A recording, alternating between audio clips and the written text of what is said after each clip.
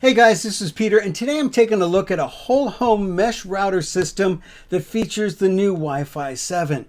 In fact, this is the TP-Link BE77, the Deco unit. So the Deco BE77. In fact, the system I'm looking at is the BE17000, which includes 3 BE77 units. So yeah, no longer do you have a primary and then, well, satellite units. Each one is its own independent router, but they're going to work together in a mesh system. Pretty darn cool. I like that for a number of different reasons. Now, a router or access point serves a very important part in your network. In fact, it's the part that creates the whole network and serves the private IP addresses that allows you to share files and resources like printers, network attached storage drives, TV tuners, all sorts of different things. Oh, including the web. So yeah, it acts as a hub between all of these different things. So let's take a look at all the different doors in. Like, let's start with the WAN connection or your internet connection. A lot of internet service providers are starting to provide above gigabit or gigabit plus connections. So 1.2 gigabit, 2 gigabit, and it's just going to keep going. Well, this will support 10 gig in. That's pretty darn nice. So 10 gigabit is your WAN connection. And yeah, we can connect to, well, now we can supply a better LAN connection as well. So heretofore we were looking at gigabit Ethernet. Well, now we can do 2.5 gigs. And that's pretty cool. But perhaps the most important advancement is with Wi-Fi. Wi-Fi 7 is a full 4 times faster than Wi-Fi 6. And they did that using some great technology that make this a big step up. You know, before, if you went from Wi-Fi 5 to Wi-Fi 6, it didn't make that much difference. You got a couple cool features. But this one, there's some great new features. The two that I'm thinking of right now is multi-link. And what that enables you to do is establish multiple channels of connection so that you can both send data down and up at the same time. That's lower latency and better performance. Huge for gamers and huge for people that are streaming. And QAM, another big one. A quad amplitude modulation allows them to fit more data into these channels and just get more data going through. So this particular device I'm looking at has 9 independent channels. It supports 200 devices. So when I'm going to show you the price here, you might be a little bit shocked. But look, there's so many different ways we can configure this one. TP-Link makes multiple different solutions, and you can buy them in different sizes. So, for example, if I don't need 2 devices, I have a smaller home, for example, or I don't need 3, maybe I can use 2, or even just 1 device. I'm going to show you the one I'd even get. This one has some great new features like the 10 gigabit port, 2.5, 1 gigabit port, and this one is called an SFP Plus. So that's high-end networking. And that is pretty darn cool because you could actually do some great things. USB 3's on there too, on each unit. So as I spread out my topology, I can have wired and wireless clients all over the place. Wi-Fi, the theoretical maximum of Wi-Fi 7 is 46 gigabits per second. And a Wi-Fi 6 was, Wi-Fi 7 is 46. Wi-Fi 6 was under 10, 9.6 gigabit. That's where you get a full over 4x improvement. And that is due to the multi-link and the amplitude modulation. That's the new technology. But AI roaming is also pretty cool. So yeah, you could always roam from one piece to the next, but this is actively, dynamically switching for you. Really great for large homes with multiple floors or challenging topography. My house is actually a U shape. I have an atrium in the middle. So this is kind of nice because I can actually get really good coverage all the way through it. Wi-Fi 7 has a new band. So we're used to 2.5 gigahertz Wi-Fi. We're used to 5 gigahertz Wi-Fi, now 6 gigahertz. So we have 3 different channels. Parental controls is also huge on this. Not only can I control what the kids are able to look at, but I can also control how much time they spend. Really great tools. I've never seen that done so well before. This was so easy to set up. I simply had an app and it found all the pieces. Heretofore, I'd have to set up the primary and then I'd have to try and discover, and I'd have to get the device close and then try moving it away until it turned orange, and this just worked. I put everything where I wanted it. Boop, it just worked.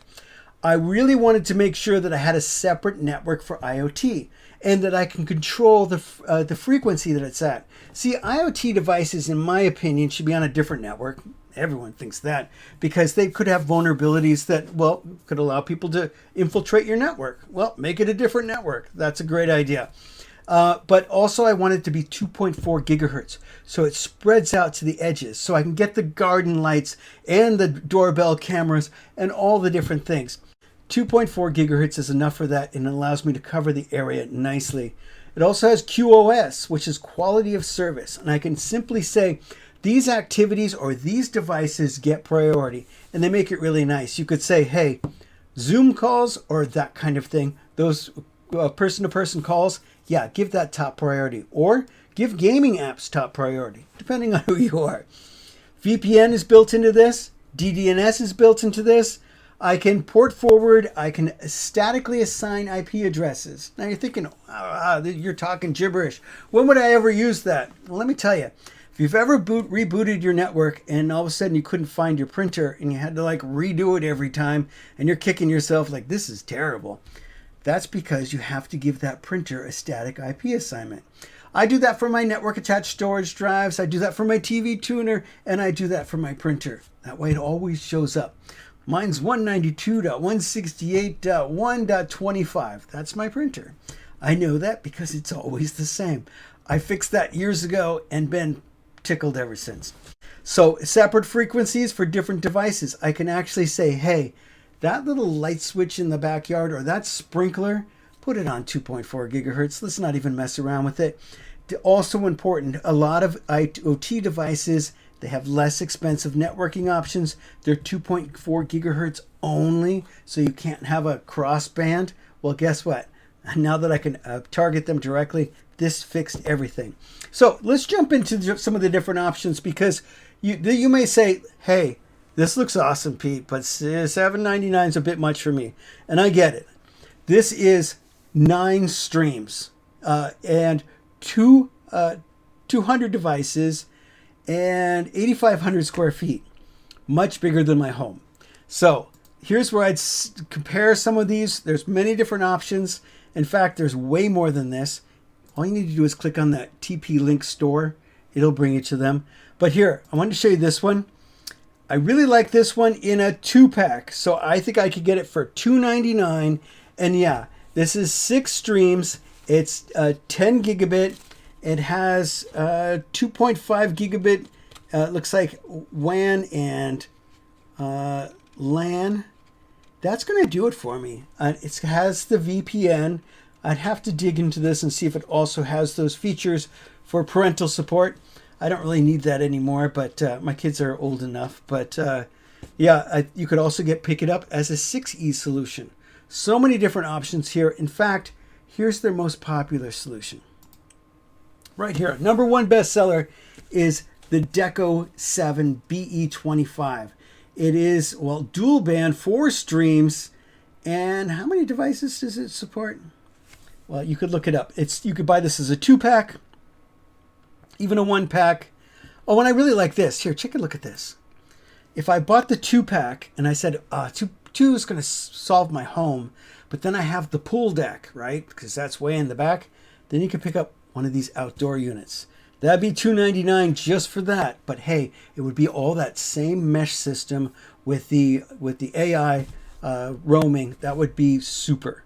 Which means you can walk from inside to outside to back inside, always on the network, always getting peak performance.